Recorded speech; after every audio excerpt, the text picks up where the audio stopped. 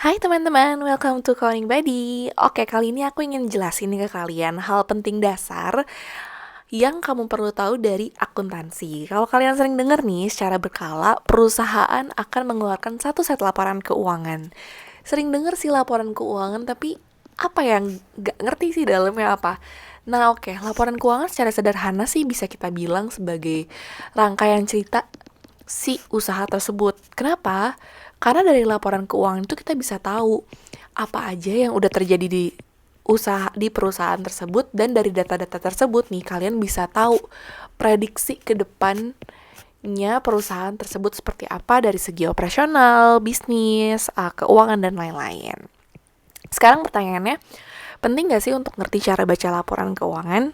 Banyak banget manfaatnya kalau kalian bisa baca laporan keuangan. Misalnya nih, kalian udah belajar investasi di saham atau obligasi, kan penting banget ya untuk ngerti resiko dan return dari perusahaan yang kamu investasikan.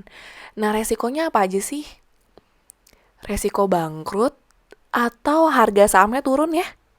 Nah, misalnya waktu tahun 2019 akhir, pemerintah pernah menaikkan bea cukai rokok sebesar 23%.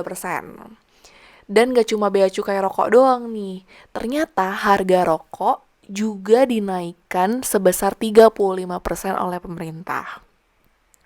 Dampaknya apa? Harga naik, penjualan turun ya.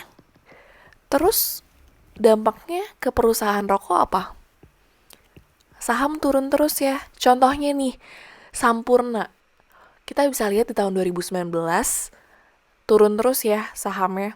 Tapi nggak cuma Sampurna doang, gengs. Ternyata Gudang Garam juga mengalami dampak yang sama. Bisa kita lihat dari Agustus 2019 nih, harga sahamnya udah turun terus. Nah, atau kalau kamu sebagai pekerja kantoran nih, perlu banget tahu tentang kondisi perusahaan kamu. Kenapa? Resiko terbesar kamu tuh apa sih? Sebagai karyawan kalau perusahaannya buruk banget. Resikonya ya PHK besar-besaran ya. Nah, kenapa? Karena dengan kondisi keuangan yang sehat dan tahu bahwa perusahaan kamu tuh going concern, ya, kesempatan kamu tuh untuk berkembang di perusahaan tuh jadi semakin besar. Nah, going concern tuh sendiri apa sih sebenarnya? Nah, going concern adalah keyakinan kita bahwa perusahaan bisa terus beroperasi untuk jangka waktu yang lama. Kalau kondisi keuangannya buruk, resiko terburuknya adalah PHK besar-besaran. Seperti kasus Krakatau Steel tahun 2019 yang mem-PHK ribuan karyawannya karena Krakatau Steel selama 7 tahun terus-menerus mengalami kerugian. Nah, contoh yang lain adalah Garuda Indonesia nih. Baru-baru ini di tahun 2020 karena COVID-19, Garuda harus memotong gaji karyawannya sebesar 50% karena Garuda Indonesia terus mengalami kerugian dan gak bisa menahan dampak dari wabah si COVID-19 ini. Atau contoh lainnya nih, kamu punya usaha baru, kamu butuh modal dong, dan kamu butuh pinjem duit ke bank.